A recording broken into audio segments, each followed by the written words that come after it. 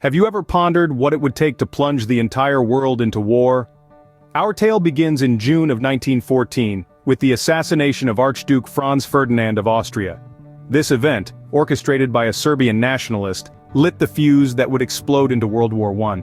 Europe at that time was a complex web of alliances and rivalries, a powder keg waiting for a spark. The Archduke's death was that spark.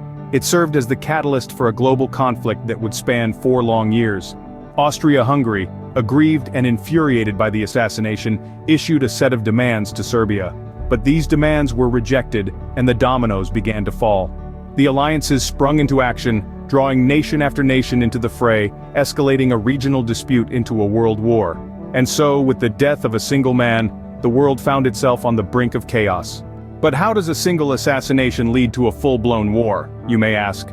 Well, it all started with a domino effect of declarations of war. The intricate web of alliances and treaties that crisscrossed Europe meant that the assassination of Archduke Franz Ferdinand of Austria was not just a local issue. It was like a match, lighting the fuse of a powder keg. Germany, honoring its alliance with Austria-Hungary, declared war on Russia. France, bound by treaty to Russia, found itself at war with Germany. Then the United Kingdom allied to France was pulled into the conflict. It was a geopolitical chain reaction, each nation bound by their word, their treaties, their alliances. This complex cascade of events transformed a regional conflict into a global one. National pride, fear and honor, all intertwined with politics, set the stage for the unthinkable. By August 1914, the Great War had officially begun. Can you imagine living in a trench, surrounded by mud, rats, and the constant threat of death? It's a chilling thought, isn't it? But that was the grim reality for millions of soldiers during the First World War. As the war escalated, so did the harshness of life in the trenches, the primary method of combat during that time. Imagine this, the trenches were not just simple holes in the ground. These were complex systems, dug deep into the earth, with pathways, dugouts and frontline positions, a labyrinth of despair and desolation. The conditions were unforgiving. Soldiers lived amidst mud and filth, infested with rats and lice. The lack of sanitation led to diseases such as trench foot and dysentery, adding to the physical suffering of the soldiers. And then, there was the constant threat of death.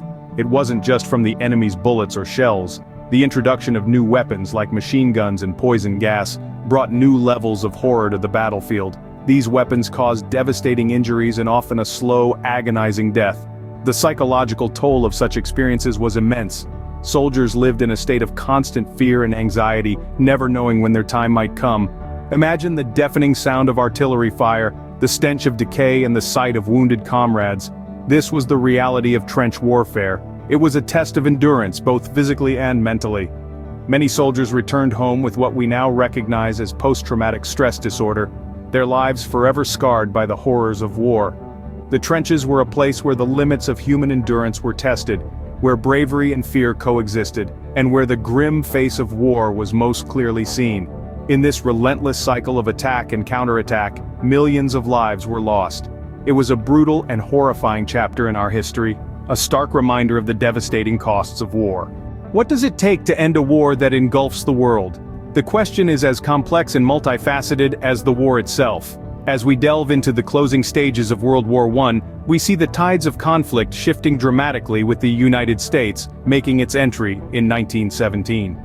The United States, initially maintaining a stance of neutrality, found its hand forced by the unrestricted submarine warfare of the Central Powers. With its entry, the scales tipped favorably towards the Allies. The United States, a fresh, unscarred giant, provided much-needed manpower and resources. It was a turning point that spelled the beginning of the end for the Central Powers. The war, however, did not conclude overnight. It took another year of grueling warfare before the armistice was signed on the 11th hour of the 11th day of the 11th month of 1918. The guns fell silent, but the world was forever altered. The peace, though welcomed, came with its own set of challenges. In 1919, the Treaty of Versailles was signed. This treaty, meant to ensure lasting peace, was a complex document that placed the blame for the war squarely on Germany and Austria-Hungary. It imposed heavy reparations and territorial losses on the defeated Central Powers. While it brought an end to the fighting, the Treaty of Versailles was far from perfect. It was a peace forged out of vengeance, and it sowed the seeds of resentment and anger in the hearts of the defeated. The world hoped for a peace to end all wars, but what it got was a fragile truce that merely set the stage for future conflict. In the aftermath, the world was left to grapple with the loss of an entire generation of young men.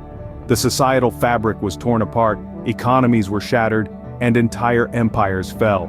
The map of the world was redrawn, and the seeds of new conflicts were sown. Thus, the war to end all wars ended, but not without leaving its scars on the world. In the wake of such devastation, what changes did the world see? The aftermath of World War I left an indelible mark on the canvas of history. It triggered a seismic shift in global power structures, shaking the foundations of old empires, and paving the way for the birth of new nations. Countries like Iraq, Yugoslavia, and Czechoslovakia emerged from the ashes, altering the geopolitical landscape forever. But the ripples of change didn't stop there. Women, who had taken on roles traditionally held by men during the war, began to demand equal rights. This marked a crucial turning point in the fight for women's suffrage, igniting a flame that continues to burn brightly today. The war also left a deep imprint on the arts. Literature and art became vehicles for expressing the collective trauma and disillusionment. The lost generation of writers, including Ernest Hemingway and F. Scott Fitzgerald, used their pens to paint vivid portraits of a world forever changed. World War I reshaped the world in ways that are still felt today.